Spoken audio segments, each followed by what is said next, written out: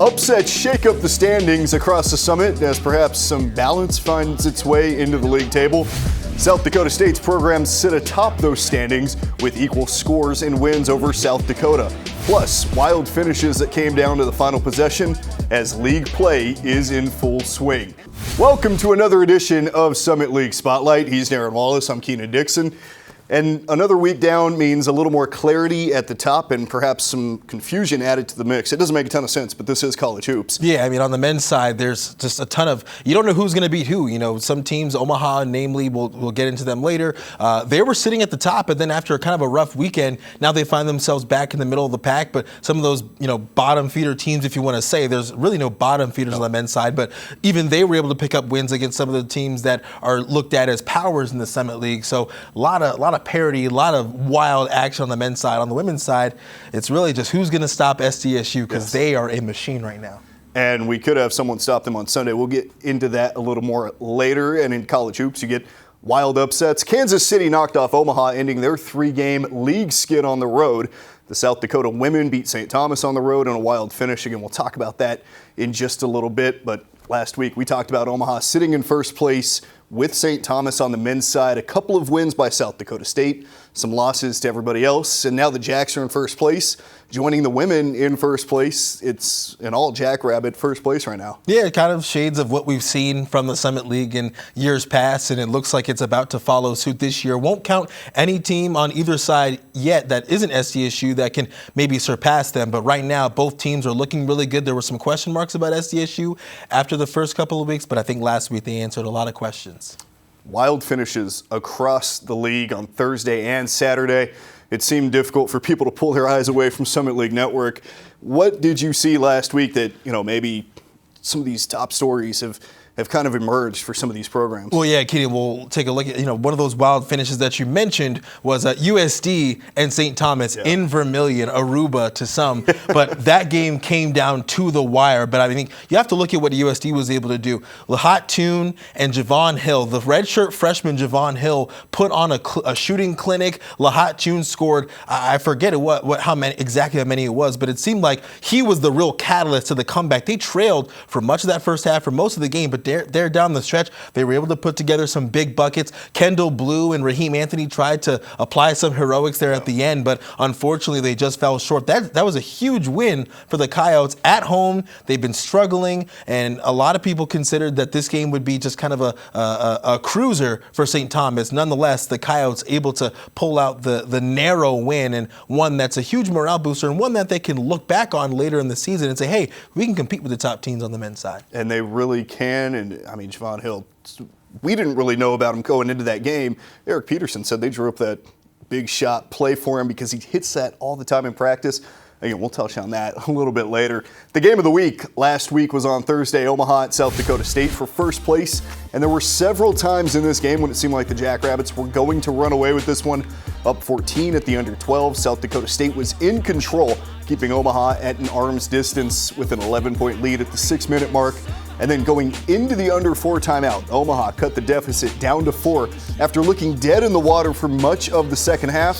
Free throws in college hoops are always big, and Charlie Easley made it so easy on South Dakota State to secure this win, hitting 2 with 12 seconds left to push the lead to 3. Fiddler inbounds, and Omaha brings it up the court with no timeouts. Struggling to get an open look, Fiddler dishes to Markel Sutton, who had 20 points, looking for 23 in the tie.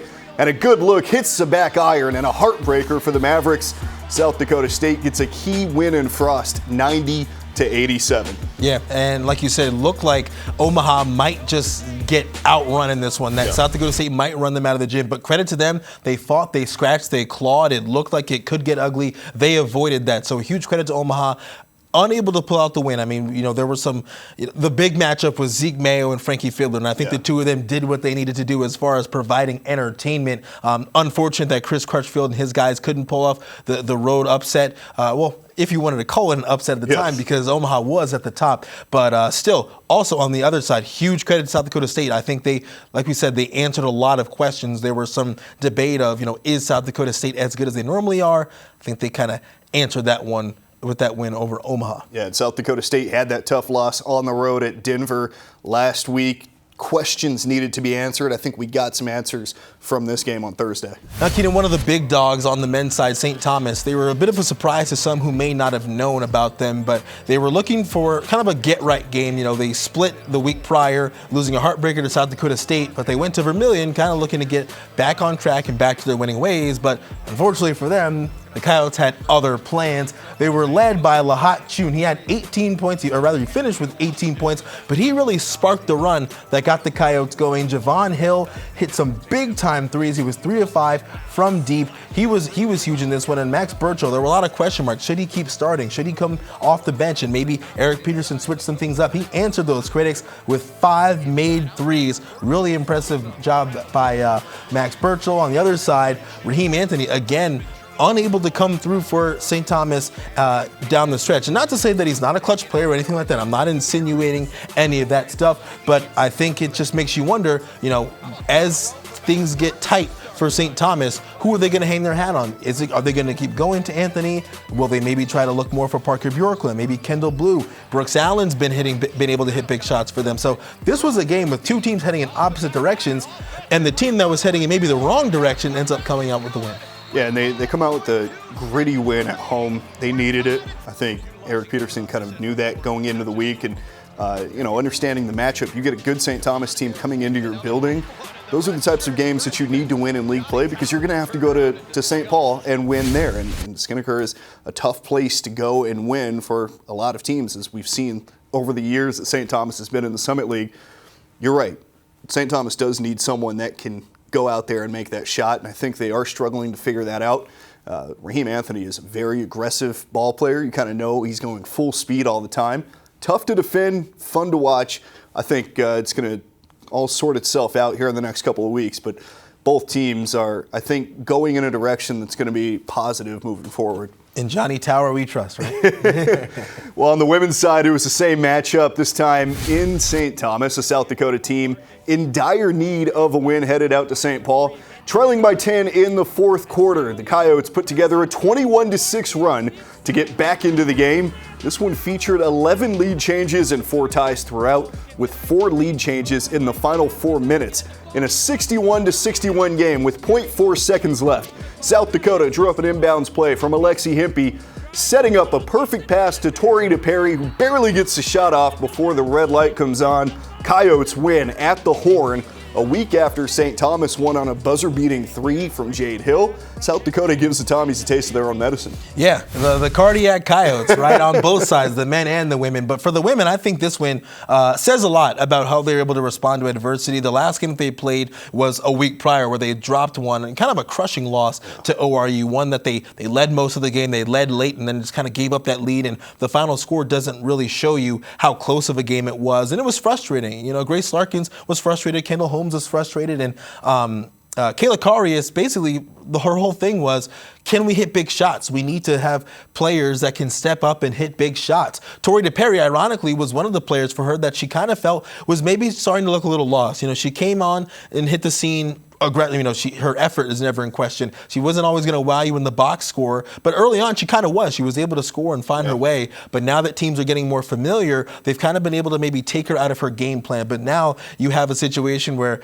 the team needed a hero. They needed a spark. And Tori DePerry with the game-winning layup. I mean, how fitting. Really big win for the women who, you know, South Dakota have gotten off to a slow start, at least compared to what we've seen from them in the past few years. But I think that type of a win is one that you can hang your hat on and start getting back on the right track. And what an inbounds play from Kayla Karius to draw that up.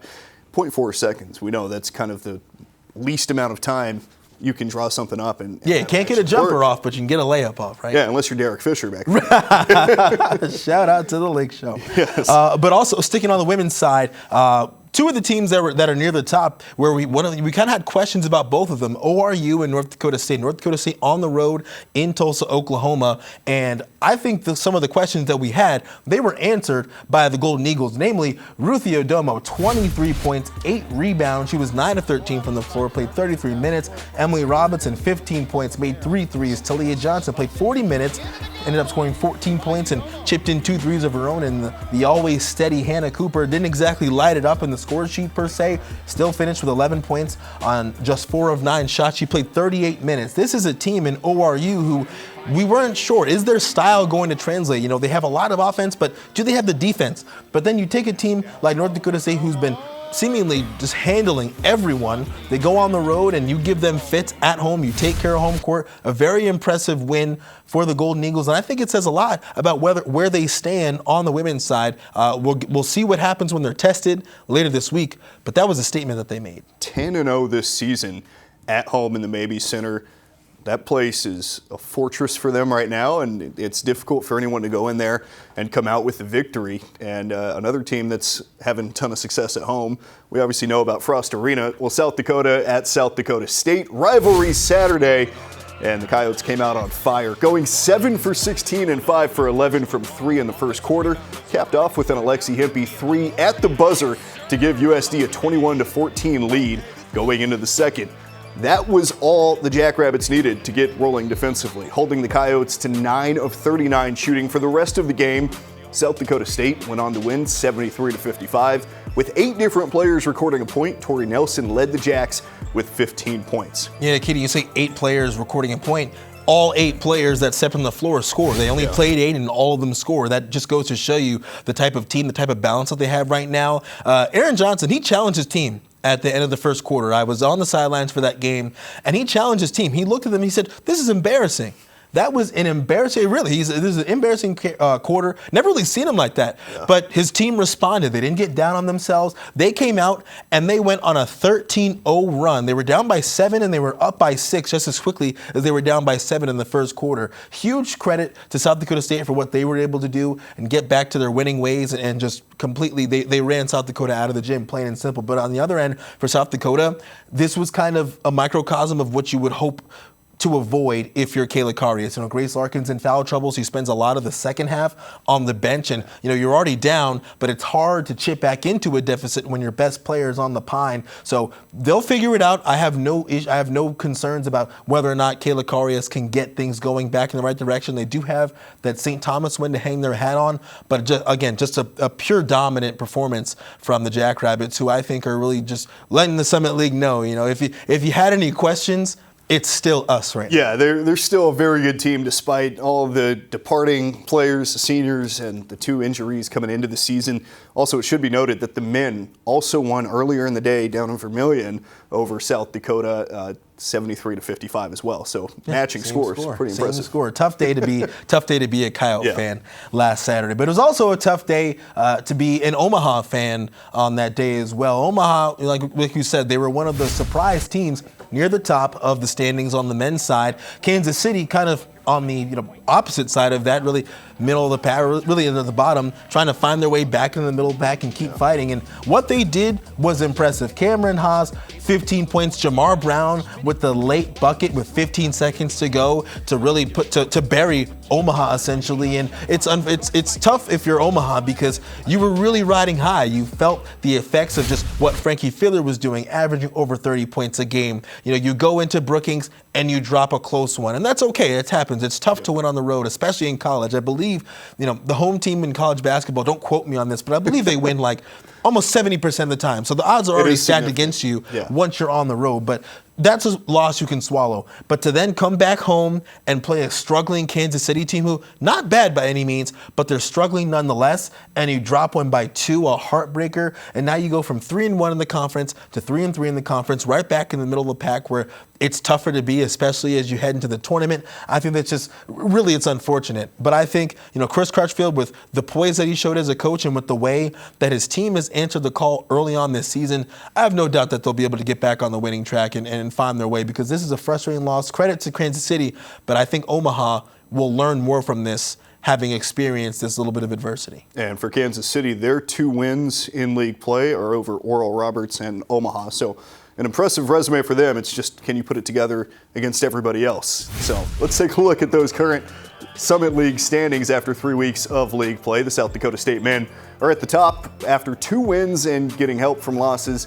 by St. Thomas, Denver, and Omaha over the weekend. Oral Roberts is the surprise of the season after getting swept by both North Dakota schools. Now the Golden Eagles are on the bottom looking up at the rest of the league, and they have some work to do. Yeah, I mean, who would have thought? Obviously we know what ORU was going to be missing, Max Smith and such, but I think nobody expected them, and again, it's early, but no one probably expected them to ever touch the bottom of the league, but yet here we are. They're at the bottom of the men's standings. But just to emphasize how close it's really been on the men's side, after South Dakota State, you got 4 3-win teams. So it's not like South Dakota State is running away at the top. There's a couple of teams right behind them, and with a loss at any point this weekend and a couple of wins from the teams just right behind them, we could be looking at a whole new number 1 on the men's side this next week. I mean, it's really 2.5 games separating last place to first place right now. Again, we are only 6, or for some teams 5 games into league play, so there's still a lot to be sorted out. On the women's side, South Dakota State is rolling and have beaten every opponent so far by double digits. Oral Roberts is in second with North Dakota State, half a game behind. The game of the week is the standalone Oral Roberts South Dakota State game on CBS Sports Network on Sunday. They'll have first place implications, and we'll hear from Ruthie Odomo a little bit later as she's talking about that matchup and how the team is preparing for it. Yeah, that is what I can't wait to see. It's really, with every passing year, every time there's a team that isn't South Dakota State that's having a good season, it's okay, well, how do they match up with South Dakota State? For all it's worth, South Dakota State is the bar. They are the standard on the women's side. So for these teams like North Dakota State, Oral Roberts, how can you match up with the South Dakota State? Can you beat them, whether at home or on the road? Can you get a win against them? St. Thomas, they had their try. They weren't able to get the job done in Brookings. Mind you, it is a tough place to play. Yes. Could be a different story when they play the second time. But this game on Sunday, I can't wait. Kelsey Music is going to have her girls ready. And it was a close one in Brookings last year with 2 completely different teams. So I think this year should definitely satisfy you Summit League fans. It should be a ton of fun. When we come back, Ruthie Odomo talks about ORU's strong start to league play and the upcoming week ahead. Get ready, we're ballin'. You go right, I go left. Put in work, drippin' sweat, ain't even halftime yet. We're ballin'. Bounce 'em out the floor, get 'em, check the score. Yeah, we get 'em, they ain't even know what hit 'em. We're ballin'. They wanna get like me. You better turn this thing up a couple 100 degrees. We're ballin'. I got glory in my bones, now don't let me into my zone.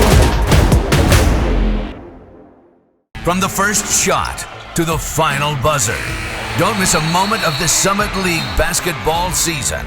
Midco Sports Plus is the streaming home for all your Summit League teams. Subscribe today for exclusive content, expert team analysis, complete game coverage, and every single minute of Summit League action. Subscribe and watch at midcosportsplus.com. The Ticket Smarter Peak Performers of the Week have been named, and they are South Dakota State's Zeke Mayo and Ruthie Odomo from Oral Roberts. Mayo produced a pair of 20-point performances in 2 wins over Omaha and South Dakota. It's the first Peak Performer award of his junior season and 4th of his career. The Summit League's preseason Player of the Year has his Jackrabbits in control as they prepare for a big week ahead. Udomo was dominant for Oral Roberts in a 2-win week. On Thursday, Udomo scored 10 points and pulled down 13 rebounds to secure her league-leading 8th double-double of the season. The Golden Eagles are 5-1 and a half game out of first place, with the nationally televised game at South Dakota State on Sunday with first place implications. Well, when Oral Roberts was picked to finish 5th in the preseason poll, it didn't really shock many people. The Golden Eagles finished last year's regular season losing 6 straight before winning a game in the Summit League tournament over South Dakota. They eventually bowed out to eventual champs South Dakota State in the semifinals. In Kelsey Music's second year in command, the Golden Eagles had key returners like Ruthie Odomo and Hannah Cooper spearhead their fast-paced offense. But defense was a point that needed to be cleaned up. Through 6 games of league play this season, though, the Golden Eagles' defense is second in the Summit while pacing the 20th best offense in the country. Ruthie Odomo inside off the glass. You guys are 5-1. You're half a game out of first place. You have an opportunity on Sunday on national television to go out and get yourself into that first place, at least a share of that. What does it mean to you to be in this type of position at this point in the season? It means a lot, especially considering how last season went. We were definitely not expected to be where we are now, and that just makes everything more exciting. You guys are a buzzer beater shot away from being 6-0 and on top of the league. Jade Hill has won the game for St. Thomas. Hands Oral Roberts, their first conference loss of the year. We are really stern on not making the same mistake twice. So, Coach Music knows that, she's not going to let that happen again. The defensive end was something that was a key point of emphasis coming into this season. Obviously, we know how well you guys can score under Kelsey Music's system. The top scoring offense in the Summit League, one of the best in the country, top 20 in the country. What has been the change in that has allowed you guys to find success defensively? I think it's really just our heart in it and our hustle because, we all want to win, and it's not just offensive plays that's going to have that happen. It's defensive that is what translates to offense. What's it going to take to get a win against a very good South Dakota State team? It seems like no one has really figured out a way to crack their defense. I think it's really just playing our game and staying composed. It's true, it's really hard to crack their defense. They're a very good, strong team. They have a great coach. So, yeah, it's just going to be a great game. We'll see. Well, Ruth Udomo has had a strong start to league play. This team has had a strong start to league play at 5-1. Obviously, they have a big matchup this Sunday at South Dakota State, but I think they really can't overlook that Omaha matchup. And, like she talked about, their focus is there. Their focus on detail is there, and that's really what's helped their defensive efforts. Yeah, in the second year of the Kelsey Music era, you're really seeing how much attention to detail they've paid to the defensive side of the ball, because last year they were just trying to outscore teams and, first one to 100 almost, But this year you can tell that their offense has kind of been a product of their defense. They've been able to apply some pressure to certain teams. They've been able to turn teams over and turn defense into offense. Another thing that helps is they've got 4 players that on any given night can go for 20 plus, 25 plus, 30, nearly 40 as we saw with Talia Jones. Ruthie's one of them, 23 points and 8 rebounds against North Dakota State, who was, up until that point undefeated in league play, and that's a really good team over there that they had to face. So this ORU team, led by, Hannah Cooper's considered their leader. She's the most veteran, she's most poised, and she's been the most steady for them. But the other 3 of their, more scoring, oriented starters, they can light it up on any given night. So this is a team that Ruthie Udomo has been a huge part of their success, and I would expect that to continue, and they'll be a tough out come March. They will, and Hannah Cooper talked about it at Media Day when we spoke to her, how much effort they had put toward the defensive end and the summer workouts and all through off season. We're seeing that pay off. The second best defense in the Summit while also pacing that best offense in the Summit League. It's pretty rare that you have both. Yeah, and mentioned the second best, and they'll be going up against the first best defense on Sunday. So again, kind of like unstoppable force, immovable object. We've heard that before, but I think when you've got the defense to match the offense, you're set up in a good position, and that's exactly what Oral Roberts is able to do. They play great offense and they play great defense. So this is a team that's really fun to watch, but can you beat the Juggernauts is always the question. So Sunday will tell us a lot about their resolve and their character. Biggest test of the year for ORU. We'll talk about some of the tests coming up on Thursday for everyone in the Summit. Get ready, we're ballin'. You go right, I go left. Put in work, drippin' sweat, ain't even halftime yet. We're ballin'. That's a mop the floor, let 'em check the score. Yeah, we get 'em, they ain't even know what hit 'em. We're ballin'. They wanna get like me. You better turn this thing up a couple 100 degrees. We're ballin'. I got glory in my bones, now don't let me into my zone. From the first shot to the final buzzer, don't miss a moment of the Summit League basketball season. Midco Sports Plus is the streaming home for all your Summit League teams. Subscribe today for exclusive content, expert team analysis, complete game coverage, and every single minute of Summit League action. Subscribe and watch at midcosportsplus.com. Here we go. 8 games on Thursday, 7 on Saturday, and 1 on Sunday. 14 games on Summit League Network and 2 on CBS Sports Network nationally. Also, Summit League Network is free this week. Go download the Midco Sports Plus app and watch those 14 games for free on Thursday and Saturday. There are plenty of good ones that you don't want to miss, so let's check out that men's schedule for this week. North Dakota State heads to St. Paul to play a hot St. Thomas team that's looking to get back on track. Omaha goes to Oral Roberts for another big test. Kansas City looks for another upset on the road when they visit South Dakota State. The Coyotes trek to Denver to play one of the best offenses in the league and the nation. And for the women, St. Thomas goes to North Dakota State for a big spot. Denver looks to get back in the win column with a trip to Vermilion. ORU heads to Omaha, and South Dakota State plays Kansas City. Obviously, the big matchup of the week is going to be Sunday with ORU South Dakota State. Let's chat North Dakota State, St. Thomas men. North Dakota State was finally able to come away with a big win over the weekend, defeating Oral Roberts on Saturday after losing to Denver on Thursday. This team has struggled to hit the big shot down the stretch, but I think they found something with Bowden Skunberg on Saturday. Yeah, Bowden Skunberg was looked at as being one of the leaders of this team, one of the few returners that they had from a team that made the Summit League Tournament Championship a year ago. And I was actually one of those people on this show questioning, can they hit big shots? Can they close out games? Because they weren't winning, but they weren't getting blown out. It wasn't like they didn't have chances to get some wins early on. But Bowden Skunberg able to answer some of the critics, me, of course, so shout out to you, Bowden. And I think that this is another one that if they want to continue to silence the doubters, they got to find a way to pull it out. St. Thomas, they're obviously a really good team, but they're reeling a bit. So it'll be interesting to see two teams in some interesting spots who comes out on top. Big on you to admit that. That's fair. All right. Accountability. Yes. Coming off a tough week, Omaha looks to right the ship in Tulsa against Oral Roberts. ORU is kind of down in the dumps in league play at 2-4.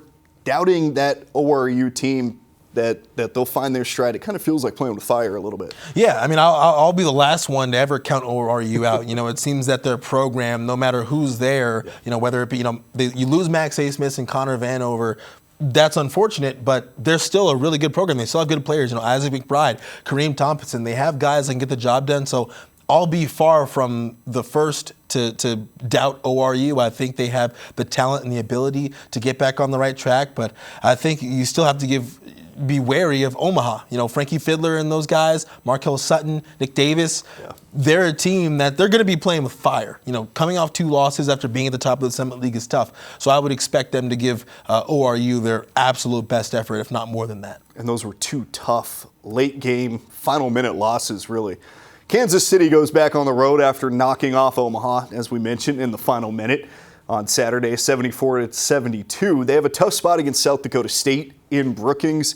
This SDSU team looks like they are clicking on all cylinders. Yeah, and this will be kind of the last time that these two teams played was in Brookings a year ago, and South Dakota State dismantled them. It wasn't even close. But now you have almost a whole new cast of characters if you're Kansas City, and I think you got to be feeling good about how you just went on the road and beat an Omaha team who competed with South Dakota State. I don't always necessarily believe in the transitive property in sports, but I think you do have to come in with some confidence being able to beat a team in Omaha on the road that gave fits to South Dakota State. So 2 teams where one, South Dakota State looks like the standard on the men's side. KC kind of just been bottom feeders most of the time in the Summit League.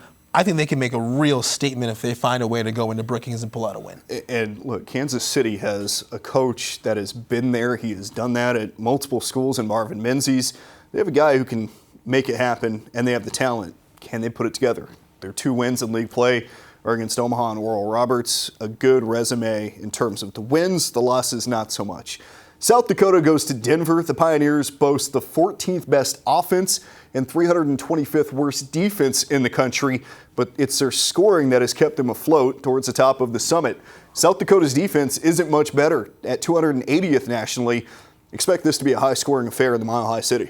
Well, ironically, I mean, you could expect to see a high-scoring game, but one of those things that we talked about last week with Denver is they don't turn the ball over very much. Right. So they do score a lot of points, but they take care of the ball. So if they get the ball on offense, a shot's going up. That's what I think contributes to how they're able to win so much, because their defense, you might say, they're bottom feeders nationally. Well, they don't turn the ball over, so they don't give their opponent extra possessions. And if you're even able to turn your opponent over a little bit, you'll be able to score just so many more points than your opponent. But for USD, I mean, the way that they weren't able to really build on that win against St. Thomas, again, this will be another team that's fired up and trying to get back on the right track. They'll be in a tough place to play on the road at Denver against a good team, so it'll be interesting to see how they fare. But I think if, for anything, South Dakota, one of their issues is turning the ball over. So if Denver is able to even force them into a little bit of, pass happy, hot potato nonsense, I think it might get ugly for the Coyotes. Denver's coming off that tough loss at UND. Good week for UND. On the women's side, Denver heads to Vermillion looking for a win. They've are 1-4 in league play with their only win coming at last place, Omaha. Recently, they've started to look better, but they haven't been able to find the win column yet. Yeah, that's the tough part. It's like, that you have maybe these small victories that don't show up in the box score or don't show up in the win and loss column, but it's always frustrating when you're not winning. So I think, if anything, this is the spot, this is the time where it's not so much, we're getting better. It's, okay, well, you're getting better. Well, prove it. Get a win. Especially on the road against a South Dakota team who, they've struggled themselves. They haven't exactly hit on all cylinders right away to start Summit League play. So if there's any time where you can kind of sneak a win against a quality team in the Summit League, this would be that time for Emma Smith and Doja Woods to go and get that done. But for what it's worth, though, I do believe that if there's a coach who's leading a squad that might not be looking their best, that can get right quickly, it's Kayla Karius and what she can do for that team. Absolutely. St. Thomas lost Thursday to South Dakota on a prayer at the Horn. They had Saturday off, and now they get to play a really good North Dakota State team. This could be the best matchup of Thursday's slate. Yeah, I agree. I think you've got two really good teams. North Dakota State, tough loss at ORU, but that's a tough place to play for anyone. ORU hasn't lost at home yet. They're 10-0, undefeated. So it'll be nice for them to get back home in front of their home fans and face a really good St. Thomas team who I think they want to get back on the right track and prove, hey, we dropped a couple, but no, we're still one of the best teams on the women's side in the Summit League. It'll be really fun to watch. And like you said, I think it could be the best game of the day on that Thursday. Oral Roberts, as you mentioned, 10-0 at the crib after their win over North Dakota State on Saturday. Now they go on the road to 0-6 Omaha in what could be a really good trap game for Omaha to try and get a win against a good ORU team, considering ORU plays first place South Dakota State on Sunday on national television. Yeah, it could be easy to overlook Omaha for as good as ORU's played, and that's always tricky. But I believe Kelsey Music's one of those coaches that can kind of get her players to say, hey, we're not looking at Sunday.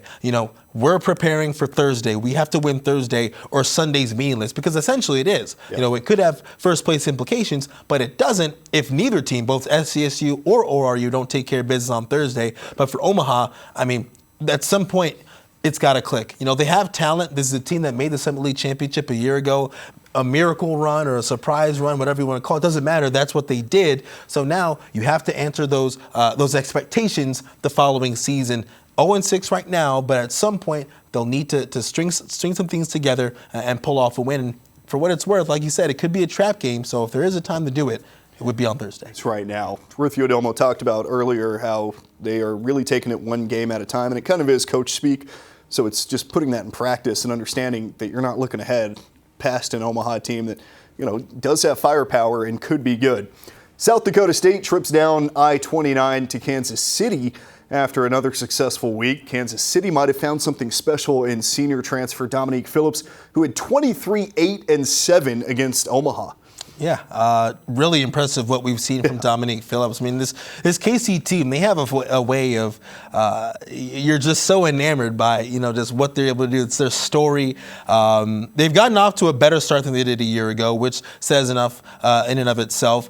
They've been healthier than they were a year ago, but now I think it's time to start getting some big-time wins. This is the perfect chance. Kansas City is not an easy place to play. It's in kind of a quirky gym. It's not your state-of-the-art standard, college gym. It's a little bit different, kind of more like a high school gym. I personally like that. I love it. So it's a tough place to play. So SDSU, they're going to have to do some soul searching. I don't think it's going to be a clean game for them, even if they are able to win. I think it's going to be one where if they win, it's going to be ugly. It's going to be maybe low scoring, and it's going to be by, a possession or two. But for Kansas City, this is the time, kind of like for Omaha where this could be a good trap game. Well, Kansas City, kind of a similar situation where maybe if you catch SDSU looking ahead to Sunday, you can catch them on the right Thursday night and really pick them off and get a big win. Yeah, it could be a ton of fun. Thursday, nationally televised game. Sunday, nationally televised game. Standalone. And, this is going to be fun. All right, that's the slate for Thursday. Summit League Network is free this week. Don't forget, no need to subscribe to watch the 14 games on Thursday and Saturday. Visit the Summit League Network.tv for details. Get your tickets now for the Summit League basketball tournament at thesummitleague.org/tickets. Well, I mean, we talk about the matchups. Some of these games are going to have first place implications. Teams that are trying to get back to the top, like Oral Roberts on the men's side, and other teams that are really just trying to keep rolling, like South Dakota State on both sides. What are you kind of expecting from this week? Well, I think, just for one thing, I think this is the best part of the Summit League, where a lot of other conferences, you've got this team's playing Monday and this team's playing Wednesday and Thursday, Friday, whatever. Yeah. You know that every week the Summit League is going down on Thursday and Saturday. We do have Sunday this week, so that's kind of maybe it's a one-off. It's a nationally televised game, but you know that every week it's going to be Thursday and Saturday. Questions will be answered, and every week the questions are different. So I think that for what it's worth, every game just becomes that much more interesting, because you're just really trying to see, who's going to upset somebody, who's going to take care of business, who's going to surprise you, or who's just going to, confirm the notions you already had about them. So I'm really looking forward to it. I think Thursday will be great. Saturday should be great. But really, Sunday is the coup de grace. It's the one everyone's looking forward to. And I can't wait to see who comes out on top, because I think that's the biggest question that's yet to be answered, is who really is the top dog on the women's side. Yeah. Heavyweight fight on Sunday. Too soon for predictions, I think? Maybe a week Too early? soon for predictions. Okay. All right. We'll wait until next week to get into that. Thanks for joining us. He's Darron Wallace. I'm Kienan Dixon. This has been Summit League Spotlight. We'll see you again next week right here on Summit League Network.